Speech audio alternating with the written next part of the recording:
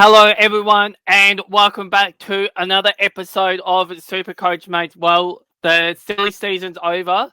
Trade period's finally done, so hopefully your team managed to improve their list. So as per normal, I'm joined by Thomas. How are you going, Thomas? How do you think your Saints fared during the trade period?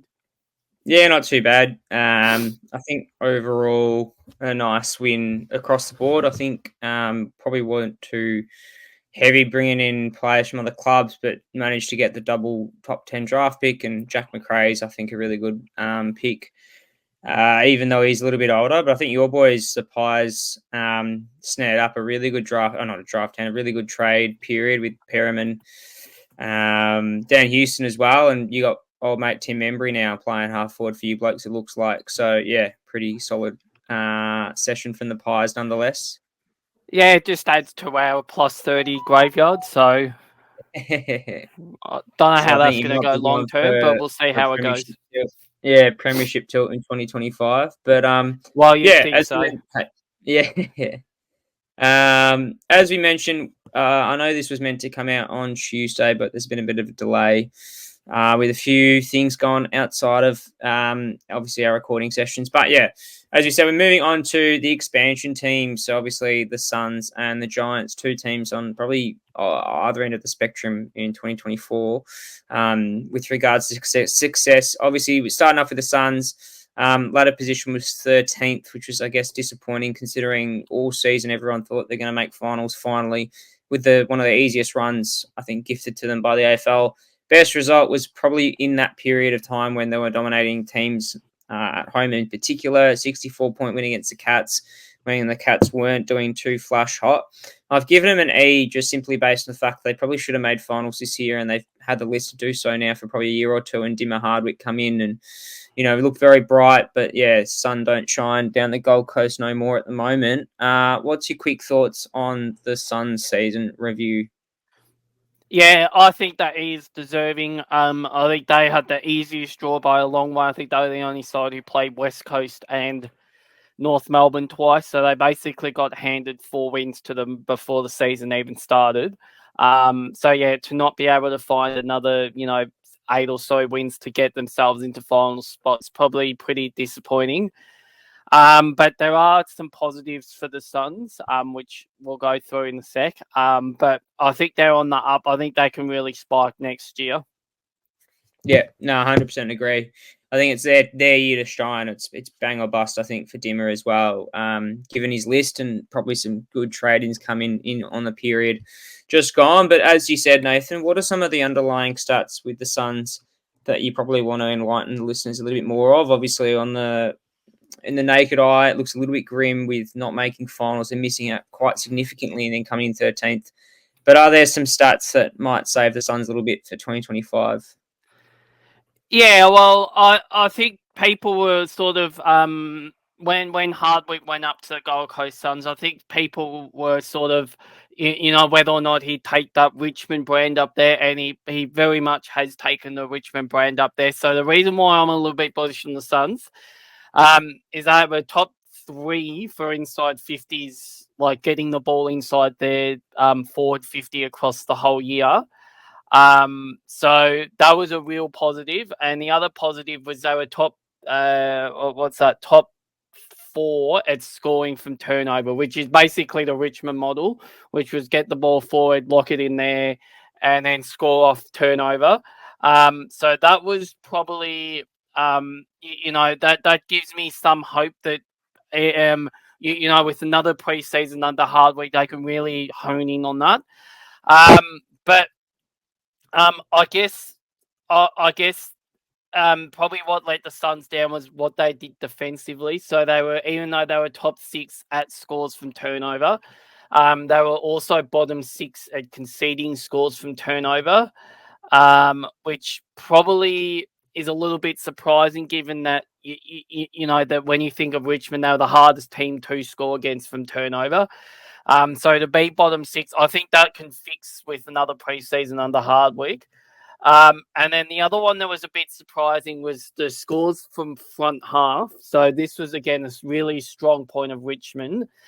So they were only mid-table at scoring themselves, and then they were bottom six at defending their own front half turnovers, or their own back half turnovers. So in the opposition front half.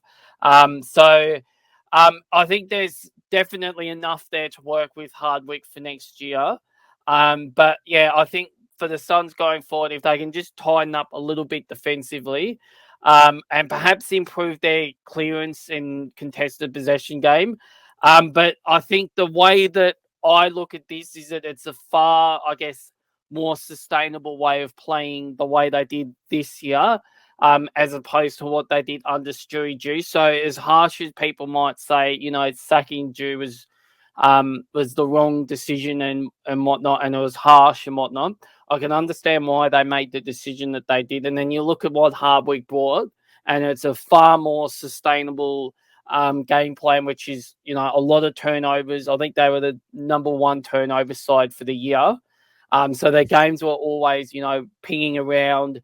And as we touched on, the turnover game, you'll be top three in the turnover game to basically, be premiers. So the way that they're heading is very, very good. So this year, just for context, this year they were, 7, 8. This year they were ninth in the turnover game, which doesn't sound like a lot, but last year they were bottom. Last year they were bottom four, so they've essentially gone from 15th to 9th. If they can get that into the top six next year, I think they should be playing finals, and I think that's probably realistically where they should be aiming themselves. So, yeah, I have a lot of hope for the Gold Coast Suns that with a few shrewd, pickups with obviously John Noble from Collingwood and Dan Rioli from Richmond going up there. I think that really helps them with their back half transition. And yeah, I can see them. I think the minimum expectation should be finals next year, and if they're probably playing to their potential, they realistically should have a week one home final. Whether it's probably going to be the bottom half of the top 8. But I think they're just got to make finals so they can get that monkey off the back and move on. But yes, as I said, I'm quite bullish on the Suns next year and what they can achieve. Yeah, no, I think, as I said, it is bang or bust for them next season. And if they do play their cards right, there are a side that plays their home ground to perfection, as we saw with their winning records this season. But definitely interested to see that probably, I would say, we had a successful draft period, as we'll touch on in the coming slides. But yeah, definitely one to watch as a team that can really push on even into top 4 potential for sure. Yeah, the trade ins and outs were pretty straightforward for the Suns. They probably addressed the deficiencies. They needed some run and gun off halfback, which they didn't really have, and I think that suits the model to a T. They brought in Dan Rioli, which, as you said, Dimmer's got his fingertips all over this side, and Dan Rioli was a product of kind of the transformation that Hardwick gave him from kind of pressure half forward to now a damaging half back, and he's dominating that position for the Tigers, and I think is going to be even better for the Gold Coast Suns. Johnny Noble, same deal. Probably wasn't given enough opportunity at the Pies. Definitely got games towards the end of the season. I know, obviously, you probably have a bit more insight on Noble's position in the Pies and how that changes at the Suns. Elliot Himmelberg from the Crows. I'd see more of that as a depth positioning, but could easily play as a second tall for the Suns to kind of help Ben King potentially. And the outs, Jack Lukosius, I think this one probably is going to hurt, I'd say, more so if Port get the best out of Lukosius. Probably just never got his best done at the Suns, unfortunately. But yeah, interested to see if he even makes a cut at Port. And then Rory Atkins, probably not so much of an important thing, super coach wise or AFL wise, wasn't really a factor at the Suns, and it's probably not going to be a huge factor at Port, more of a depth player than anything, or a pressure forward or whatever, as a emergency player, really. But what are your thoughts on particularly the trade ins in Rioli and Noble? Yeah, well, I don't know if we're going to touch on the Rioli super coach, but I'd probably give him a bit of a look next year as a starter. Rioli, just because I think he's going to suit Hardwick's game perfectly to a T, that rebounding defender. Noble, look, I do have a heavy heart with Noble leaving. I can understand why he left and the reasons why he left, because he's basically played every single game, except for last year's. He's basically been in Collingwood's best side every week, except for the 3 finals last year. So you can understand why he made the decision that he did. But obviously, yeah, his loss, I think, will be Gold Coast game. I can really see him making a home a halfback. Obviously, he left for family reasons. So obviously, yeah, you can't begrudge someone for that. And then Himmelberg, yeah, I think Himmelberg basically came in as a Levi Casbolt replacement, who I think has retired. So I don't know if he's going to play games. I don't know if Hardwick's going to persist with this Mac Andrew forward experiment. I guess time will tell on that. But if Himmelberg, Adelaide just never got the best out of Elliot Himmelberg. So if Gold Coast can get the best out of him, he might end up being one of those shrewd selections. But at this stage, it's hard to see that being anything beyond depth. The coaches, I think when we did the Port Adelaide review, I think I gave my thoughts on Lukosius. I think he's very much a downhill skier. So if Port Adelaide do well, he's probably going to do well. But if Port Adelaide struggle, he'll probably be the first one that struggles. And then Roy Atkins, I think, was more of a salary dump from the Suns. I think they basically added him on as part of the deal, just more so to get his salary off the books, which has probably freed up some space for them to, perhaps target someone else next year. So all in all, I think the Suns have probably improved their list.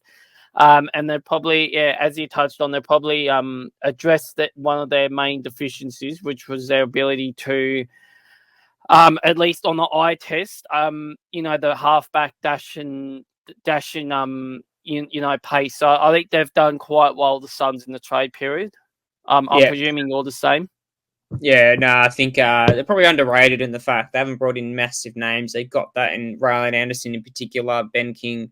I think they've really solidified the deficiencies. We'll have a look at their our predicted lineup in their best 22, and they both feature heavily. I think they fill those needs, and Noble was a mainstay in the back end of the Pies 2024 season, and Rioli was one of their best players for the Tigers. So yeah, definitely they've addressed that need of the run and gun off halfback, and if they can nail that, I think there's big things for them in 2025. But looking at, this is something we'll do for the remaining 4 sides that we haven't touched on yet, including the Suns. So the predicted best 22, just reading from top to bottom if you're listening on Spotify and audio podcasts. But in the back 6, we've got Brodie Uland, who I think had an outstanding season this year. Sam Collins, Will Powell, Dan Rioli, Charlie Ballard in centre half back, and Johnny Noble. On the wings, you got Will Graham and Sam Closey. Closey's probably more of a consistent winger than Graham. I think he's one that pushes out to a wing, can play wing, and rotates in the mids. Noah Anderson in the middle, and in the forward line, you got Bailey Humphrey, Mac Andrew, who could probably swing both ways depending on who they decide to bring in as a forward as well. Sammy Flanders, who pushes up as basically another midfielder. Ainsworth, who was injured majority of the back end of last year. Ben King, and then Ben Long as probably a defensive forward, pressure forward, who did quite well in his first year at the Suns. The followers, Jared Witts in the ruck, Matty Rao, Tuke Miller, that speaks for itself really. And then the interchange bench, Connor Buderick as probably a defensive rotation, Nick Holman, Alex Sexton, Jed Walter. Jed Walter is probably the one that Suns fans will be crying out for to get a healthy run at it and definitely be that second forward. You probably look at the names of Buderick, Holman, Sexton to kind of pressure on their spots with draft picks coming through pretty thick and fast for Suns to wrap up a round 1 debut. But what are your quick thoughts on this 22? And obviously, I made it so Nate probably has some different opinions, but what's your thoughts on that best 22? No, I'm actually quite happy with that best 22, to be honest. I'll be boring here. I'll be honest, I don't really know a lot about the Gold Coast Suns and their playing list. Yeah, I think you've got basically all the names on there that I probably recognise. So I'm happy. I'm happy with that. I think they've got another couple of academy picks coming through this year, and then I think they've got another Yulin coming through in 2025. So yeah, I guess the Suns Academy just keeps on, giving them, I guess, really good, potential players. So yeah, it is. I think it is, a big stepping year next year for Gold Coast. I mean, you look at that on paper, and there's not really a lot of deficiencies other than perhaps age. But I feel like that, most of this group are probably here for the long term, which obviously they've always had issues with retention, with, bad salary cap decisions, a la Jack Bowes. So I feel like they're finally on the right track. And yeah, I think based on that side on paper, I can see natural improvement there. So I really think that side should be pushing top 8 next year, if not a bit higher. Yeah, no, I think Nathan's pretty bullish on this Sun side. So it'll be interesting to see how he kind of views it come 2025 once they've played a few games together in the new side. But moving on, before we move on to the Giants, one player focus, and we talked about Rioli and probably his importance in Supercoach. Definitely one to look out for. He could be the one taking kickouts. I wouldn't be surprised if that's almost a lock-in unless he wants to play or Dimmer wants him playing further up the ground. But Matty Rowell is one that interests me a little bit. Started like a house on fire. Everyone brought him in and he blew up in price and people still brought him in. And then ever since people bought him at his max price, I remember in Classic, he just fell apart a little bit. 155 Supercoach points versus Adelaide. That was 29 disposals, 10 tackles, 9 clearances. His game, I think this is important to make listeners aware, is very Supercoach friendly. If you look at his AFL fantasy stats, it's not as friendly as what his Supercoach stats suggests, which usually is a little bit of a red flag because obviously you look at then, well, is it mainly possessions or is it, you're looking at more clearance and tackle work. And someone like Rao, as soon as those numbers don't add up, like as in he doesn't get a good clearance game or a good tackle game, then he really suffers. And his scoring, I think that correlated quite heavily with the Suns' demise a little bit in the back end of the season. What are your thoughts, Nathan, on picking him in Classic next year? Do you reckon he become from, a pretty good premium to an uber premium in 2025? I guess, you look at the Suns and you're quite bullish on them making top 4. And I think if they do want to make finals next year, he's probably one that really needs to step up as their number 1 midfielder.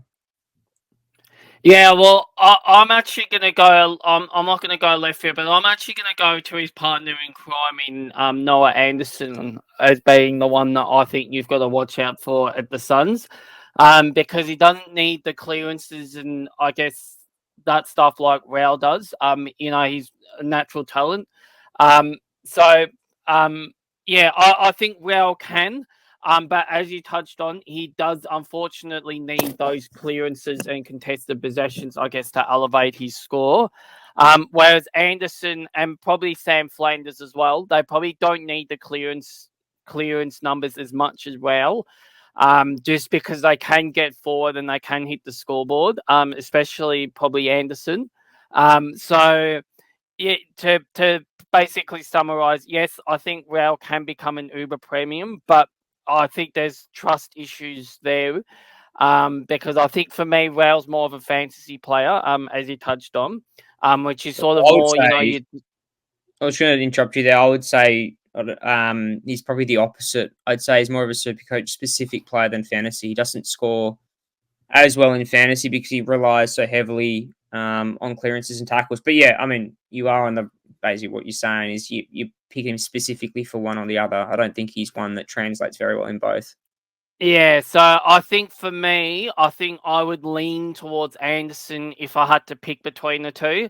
Yeah. But I think the Suns midfield are naturally just going to improve next year. They get another season altogether, another Mhm. season under Hardwick's model. It was a bit of a deficiency. I guess last year was their clearance and stoppage game.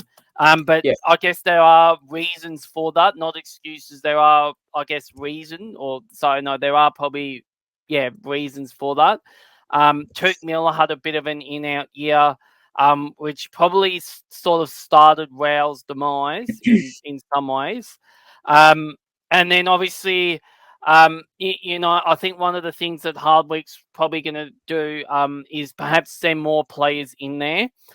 So I just wonder if there's a second role for Raul, where he can still score, which I guess that's the advantage that Anderson and Flanders have, in that they can sort of play naturally more in the sort of that half forward to forward line, because they are goal kickers. Whereas I'm not sure if Raul's got that, I guess, extra position that they can throw him to if they want to look at another mix as a centre clearance players.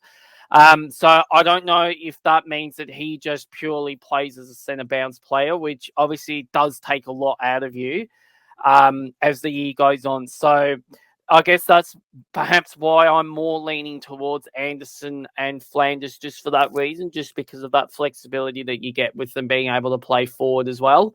But I don't think you can go wrong with Raul. I think if you are going to go with Raul, I think I'd be starting with him, and perhaps looking to move him on at the bye if he's not scoring well, because I think there has been a bit of a trend with Raul where he sort of does start the season like a house on fire.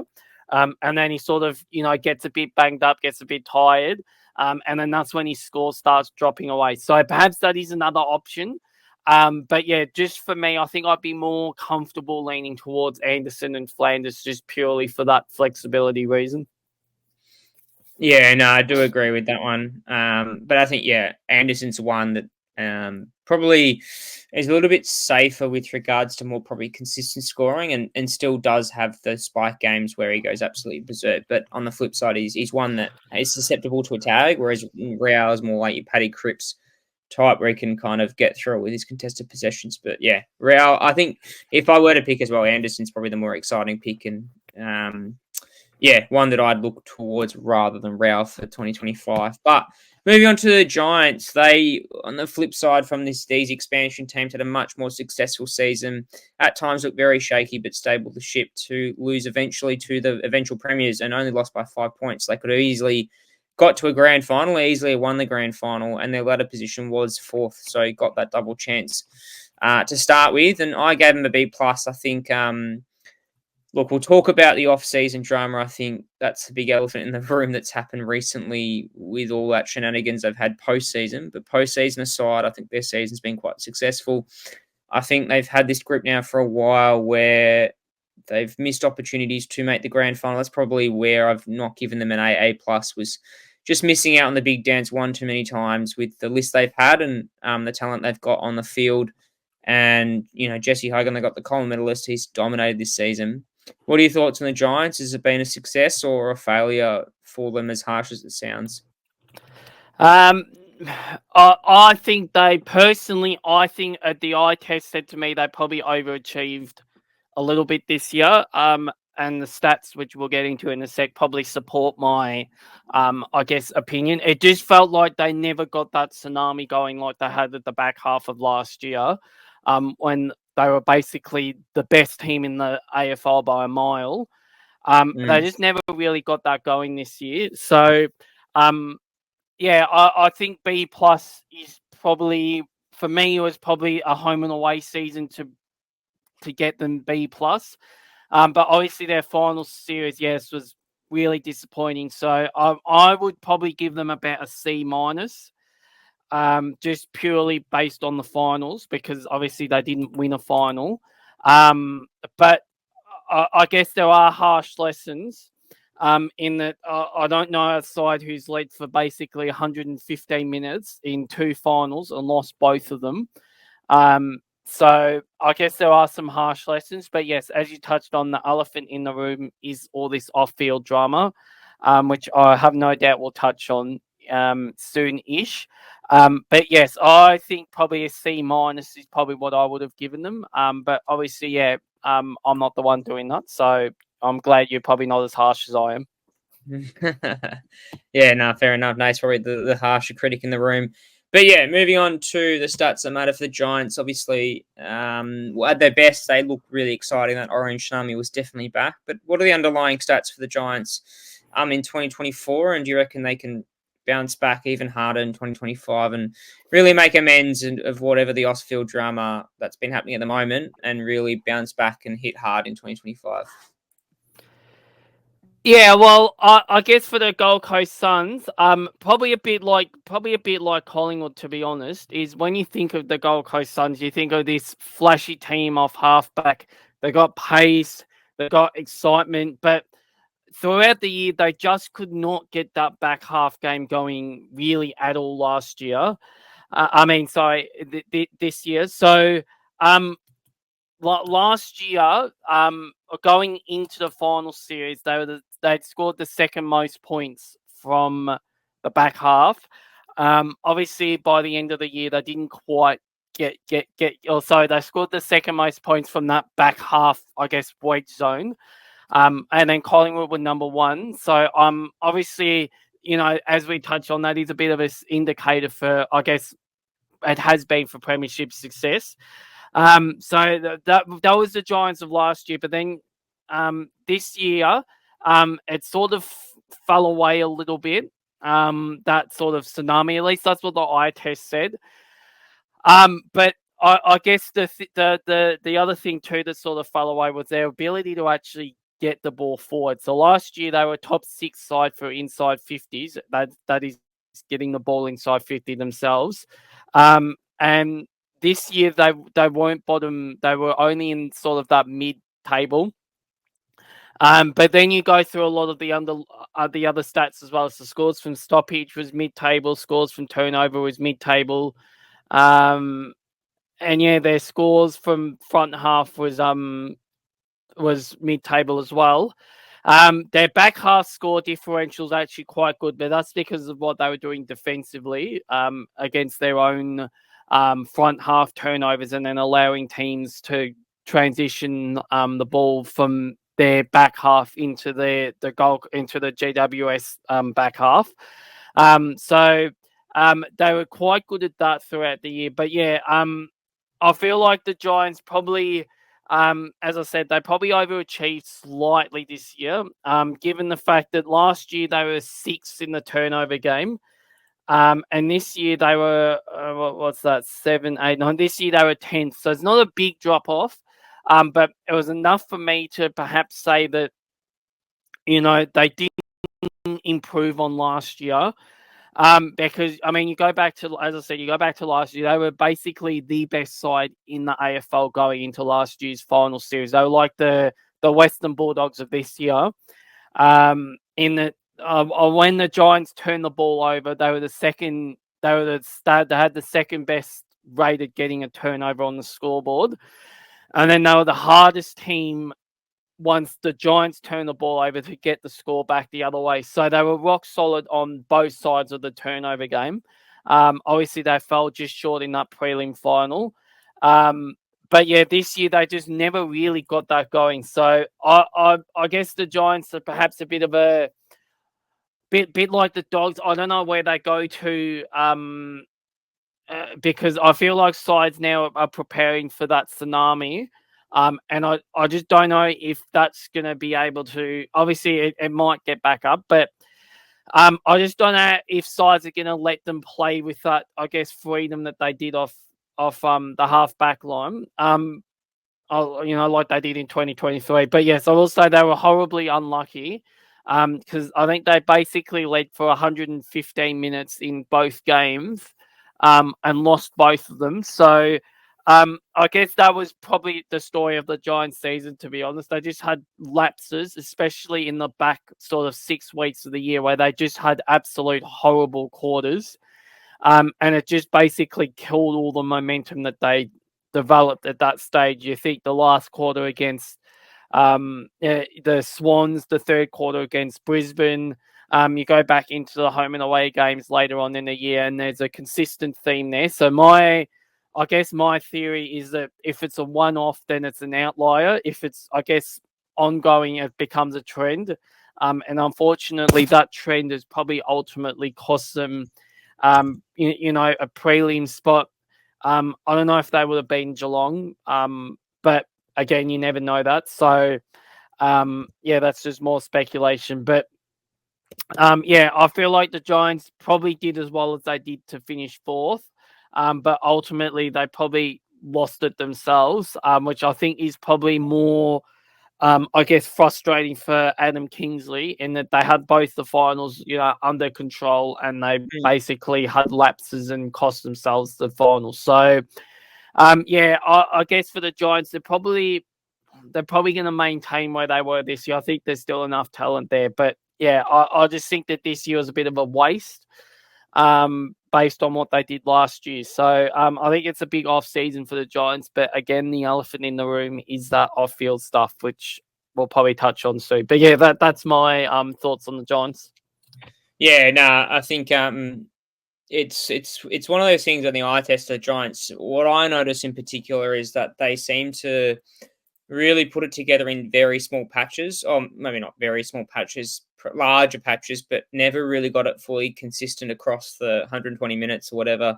4-quarter effort, they fell apart They in couldn't patches. sustain it. Basically, Yeah, they couldn't exactly. sustain the way they were playing, which people say Collingwood were like that last year. Yes, Mm, they were, but Collingwood had modes, in that they could play that really fast spread, but then they could also go into slow po. Whereas with the Giants, it just seemed like it was go, go, go, yeah. which is why they had the lapses.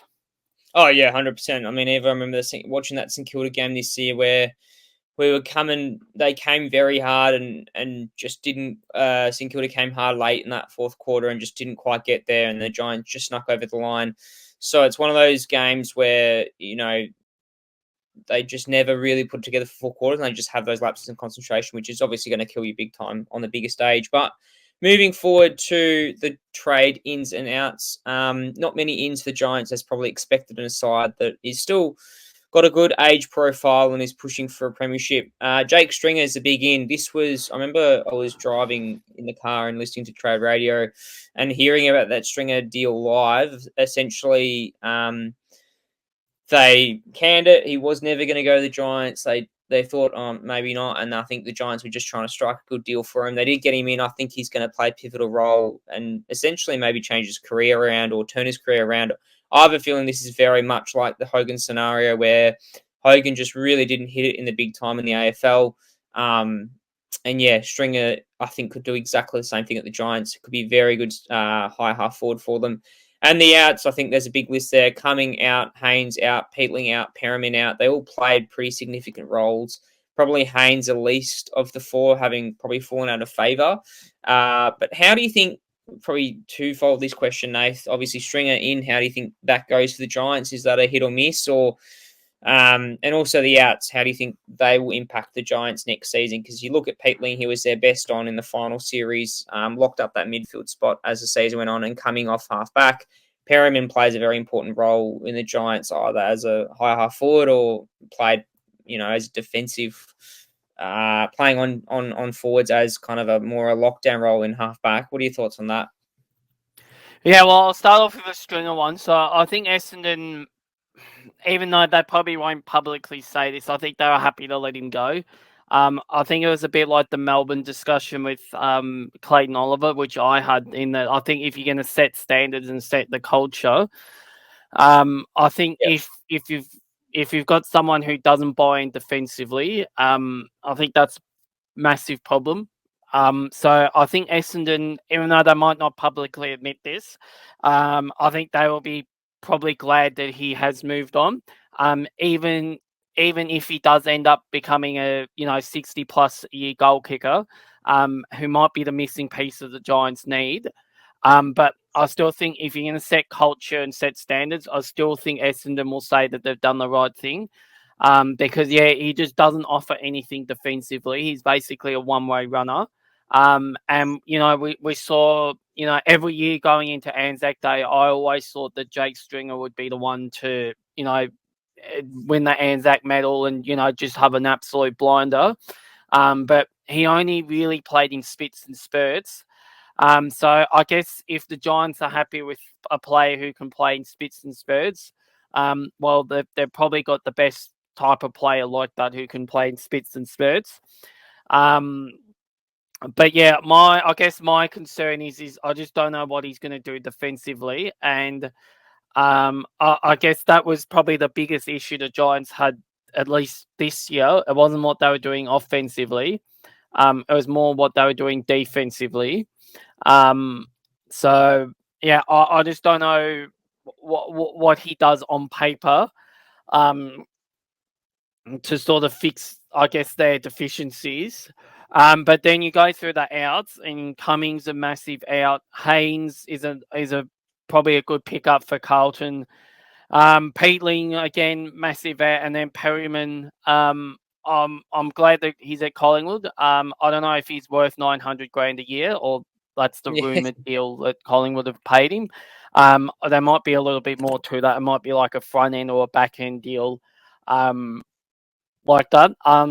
But yeah, I think that outs are probably the bigger issue at the Giants, in that they've probably lost, I guess, defensive credibility, and they brought someone in who perhaps doesn't have as much defensive credibility. So, yeah, I guess that's probably going to be an issue that they're going to have to look at.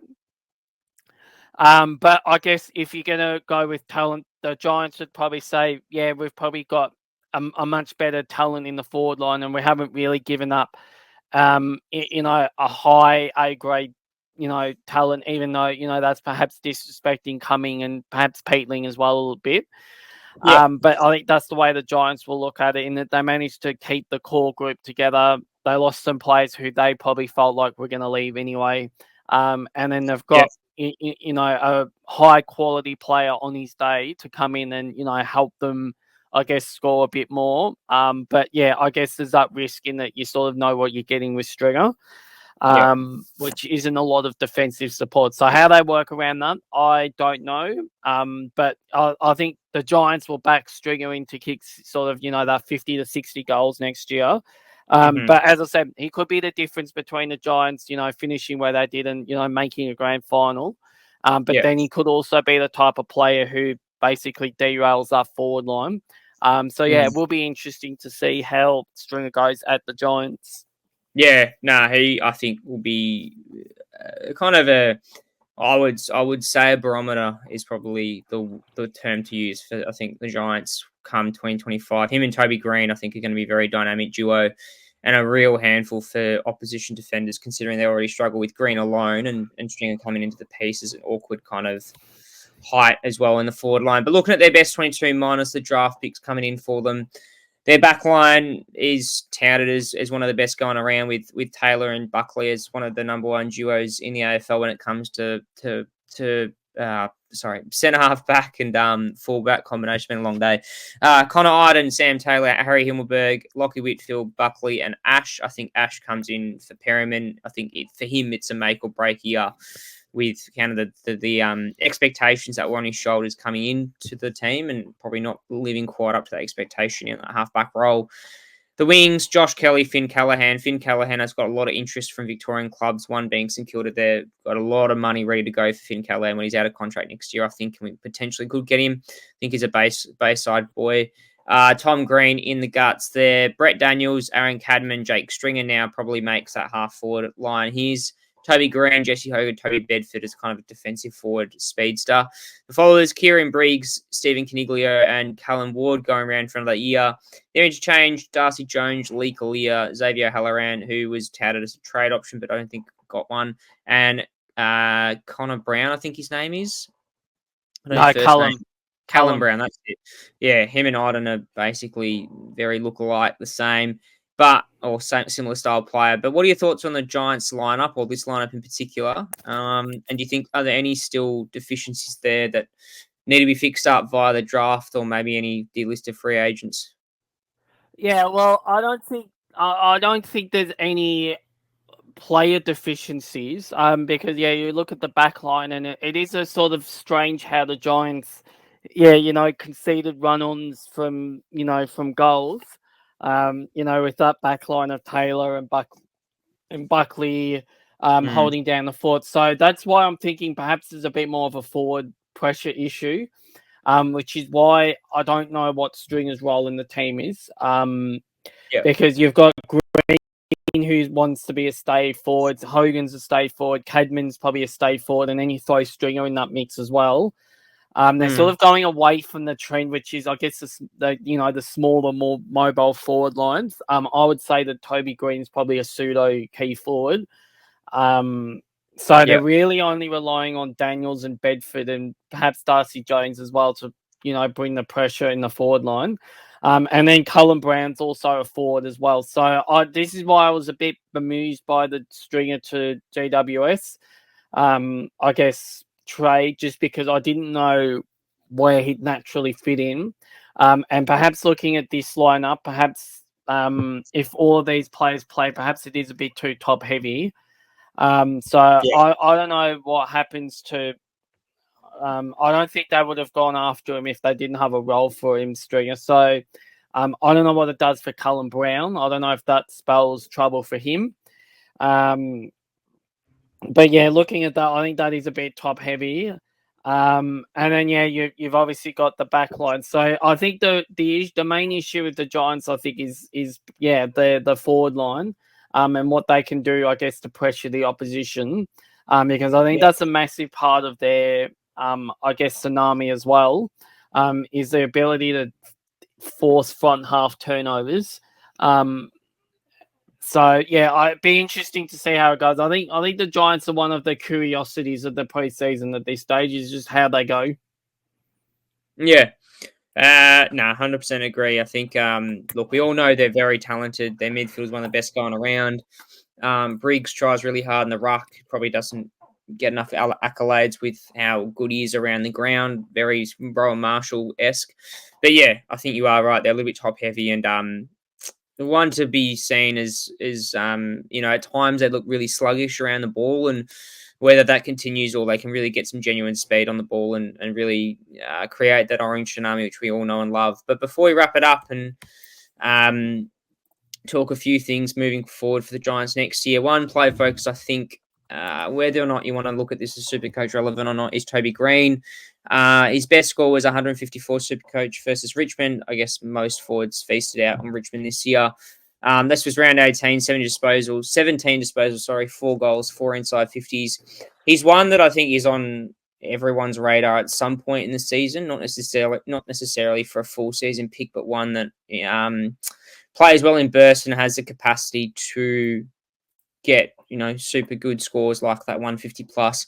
Do you reckon he can lead GWS back to a grand final and get, back to that All-Australian form? Do you reckon Stringer helps him? Do you reckon that kind of affects him negatively? What are your thoughts on Toby Green as, first of all, do you reckon he gets back to that, All-Australian form? And is he even a super coach option to start with? Yeah, well, I think he definitely can, because there's a famous saying, and that is that talent never dies. Form is temporary, class is permanent. So he definitely has class. We saw that in 2023 when he was basically the most damaging forward in the AFL.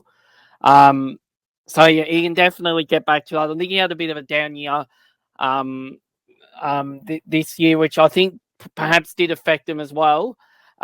Which perhaps is why they've gone after Stringer as well, just to help Toby Green out a bit, because it was basically the back end of 2023. I think Toby Green was involved in just about every single score the Giants had. I know he was a really high impact player inside 50, and then getting the ball inside 50, he was excellent at as well. So I don't know if perhaps that's why they've got Stringer in, just to help Toby Green out with that role. But if the Giants are to do any damage, they need Toby Green to be among the best players in the AFL. So I just had a look here. So his average for the year was only 79, whereas you go back to 2023, his average was 91. So he basically, he basically had a year that was, probably baseline where he's been. So if he can, get himself, perhaps in the middle of the two, I think that'll go a massive way to helping the Giants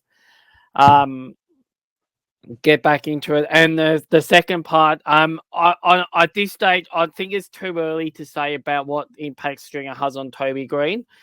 I think the Giants will be hoping that it helps Toby Green out a little bit. But I guess you've got that side of it, and then you've got the other side of it, in that they probably play quite similar roles.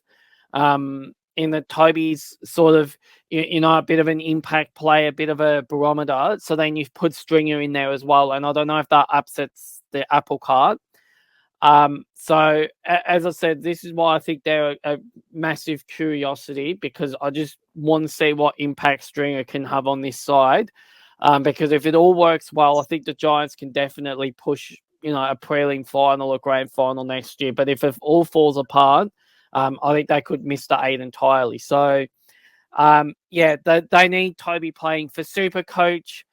I don't know if you can have Toby in Super Coach. He might be a draft sort of player where there's, where a one, a 50 scores perhaps not going to haunt you as much as it does on Classic.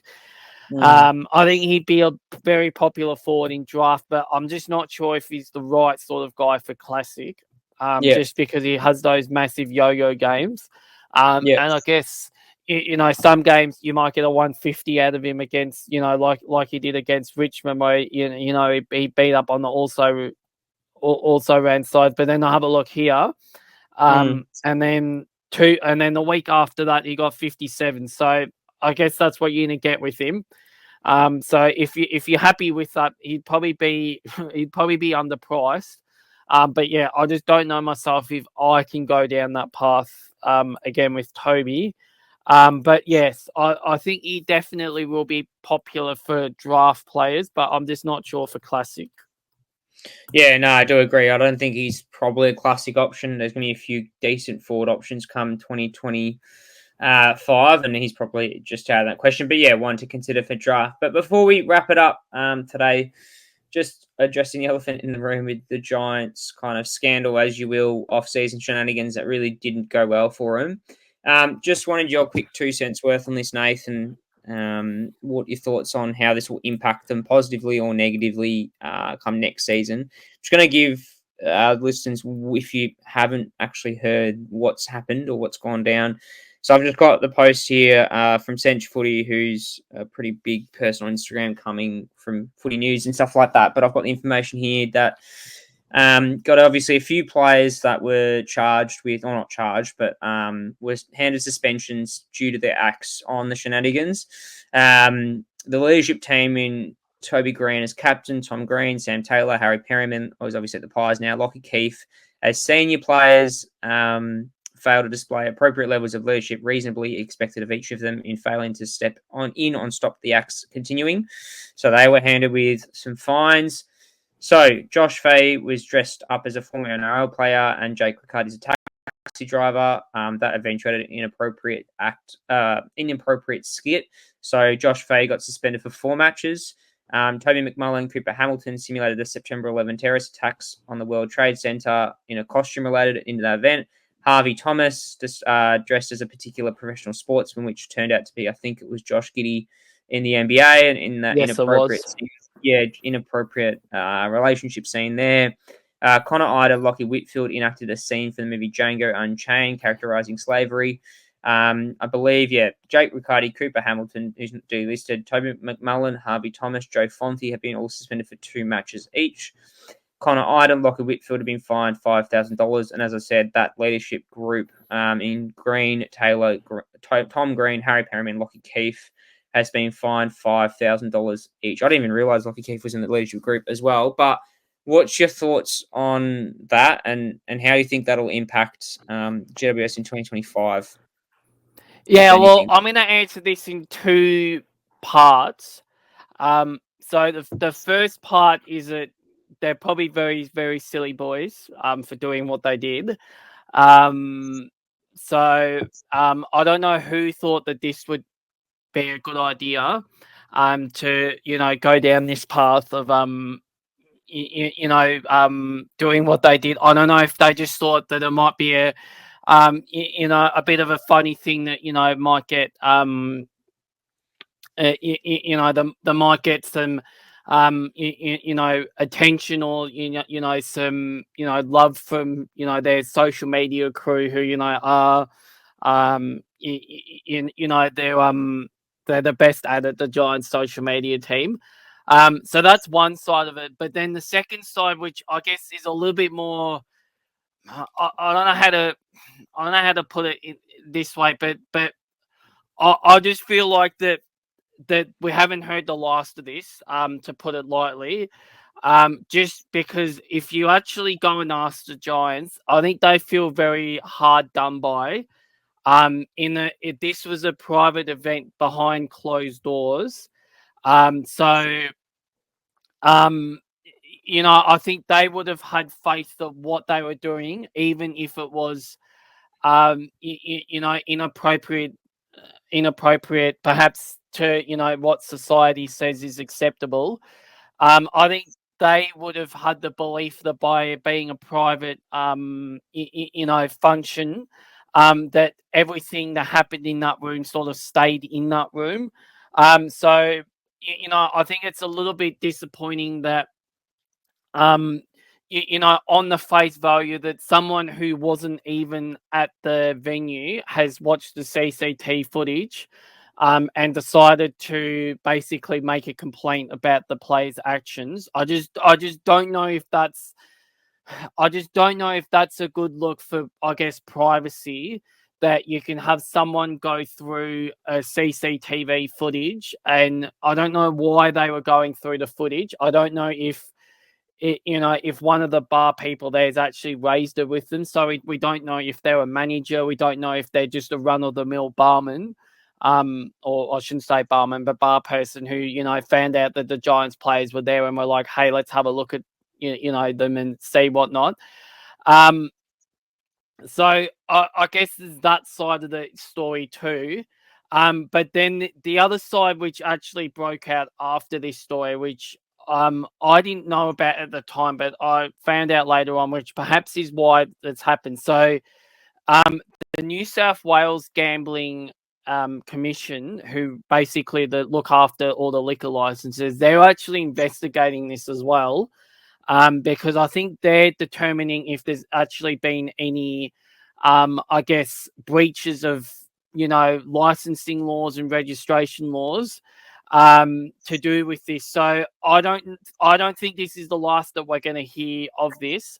Unfortunately, I think this is going to drag out into the preseason, because I think now the police are themselves getting involved to determine if there's any criminal offences that have been committed by the players. I guess as I said, the New South Wales Liquor and Licensing Division, they're having a look at it to determine, if any offences were committed. I don't know if it's good publicity for the actual venue as well, about it, because I did have a scroll on their social media pages, and there's a lot of negative feedback about what's happened. So I guess it's one of these stories where they probably shouldn't have done what they did, but in fairness to them, it was a private event behind closed doors. So I guess there was, an expectation that what happened there perhaps didn't, end up, um, getting leaked out the way that it did. So I don't think we've heard the last of this. I feel like that. I feel like the Giants are going to defend their players to the tilt, and I actually wouldn't be surprised if this case ended up going through the New South Wales court system, to get an independent third party to determine whether or not the suspensions handed are reasonable. Given that I feel like that the Giants are saying that they feel like that this is a breach of privacy. So I don't think this is the last that I've heard of it. How does it impact the Giants?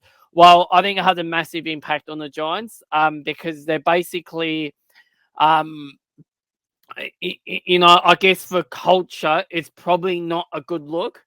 For the AFL, it's probably not a good look, which is why I can understand the penalties handed out, even if I don't necessarily agree with the context of why the penalties were handed out in the first place.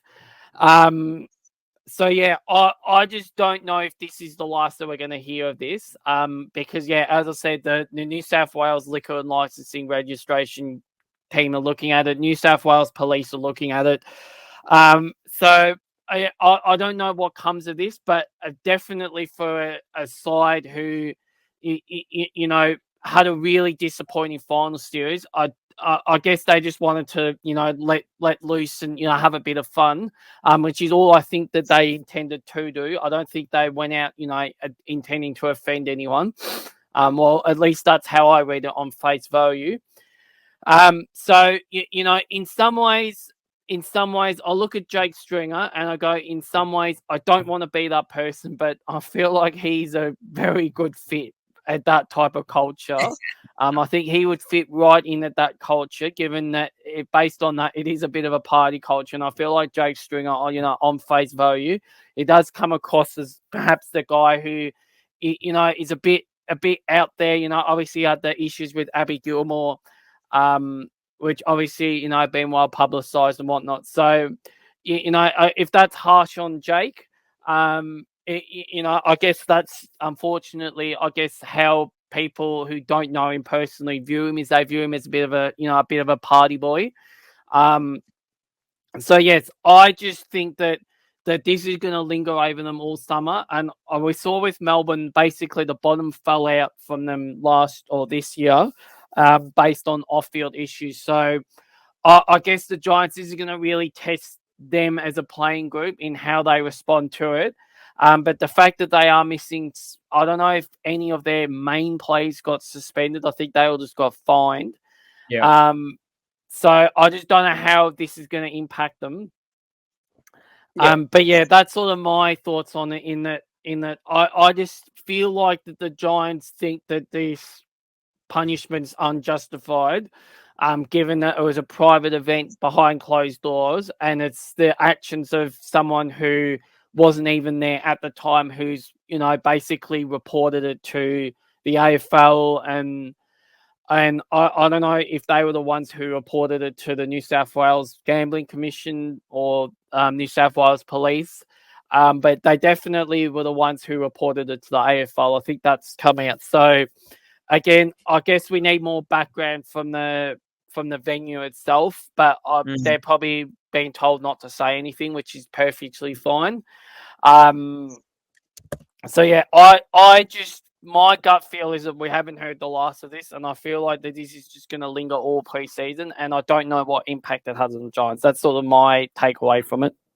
Yeah, no, it's definitely we're interested to see if anything else comes out of it. I know basically it's been well reported or documented of those suspensions being handed out to those players, and that's been the last of it publicly speaking. And that's the first I've heard of the commission thing. But yeah, definitely interesting point you raised, Nathan. And I think the biggest thing as well is I know that you touched on the fact that this was a private event and it wasn't one of the Giants players or Giants staff that reported it.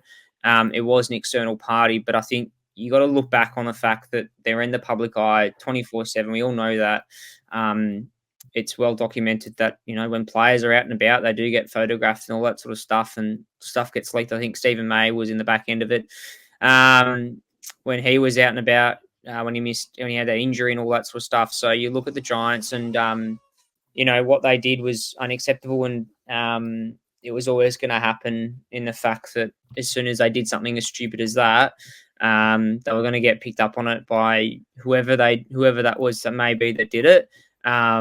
And I think, rightly so. And the other fallout of it is the AFLW scene as well. I think the girls in that women's scene are deeply disappointed. Yeah, that's who I feel sorry for ultimately. It's the AFLW players ultimately. And you look at how and we'll probably talk about the AFLW scene later on in a later episode and how that's struggling in itself. And all the support they need to get around the girls, especially in a period of time where footy's not as popular as it is during the men's season, and this has overshadowed their season as well. And a lot of trust, I guess, when you look at AFLW sides and you want them to be training around the boys as well and the men's team, and making that kind of community feel really safe and all that sort of stuff. And I think that's broken a lot of trust internally as well. Who knows how this falls out? You look at how not a scandal, but how the Brisbane's off-season in Vegas, that really went south and pear-shaped with players coming to disagreements internally speaking, and how that affected their start of the season. And obviously they galvanised that group and really stormed home. This will probably be a galvanising moment for the Giants, whether they accept what they did was unacceptable and pick up the pieces and really, come back together round one and show the AFL that they mean business and, they put that behind them, or it's something that plays in the players' minds and really suffers them into the season. I guess this will really test someone like Green's leadership. He's been well praised so far with his off-field shenanigans aside. He's probably been praised for his leadership on field and how he's changed as a person to lead someone like the Giants, or also a team like the Giants. But yeah, definitely one to watch for 2025. But that's all we got time for today. That's the second last episode for the SC clubs. We've got one more left, which I believe is the West Australian sides. Definitely two teams on complete opposite spectrums, Freo and the Eagles. Freo obviously looking at top 4 aspirations, and the Eagles probably looking to avoid another wooden spoon. But that'll be an interesting conversation nonetheless, and one that will be interesting to see how Nathan's stats add up to two sides who, as I said, are on the opposite ends of the ladder. But other than that, we'll catch you next week.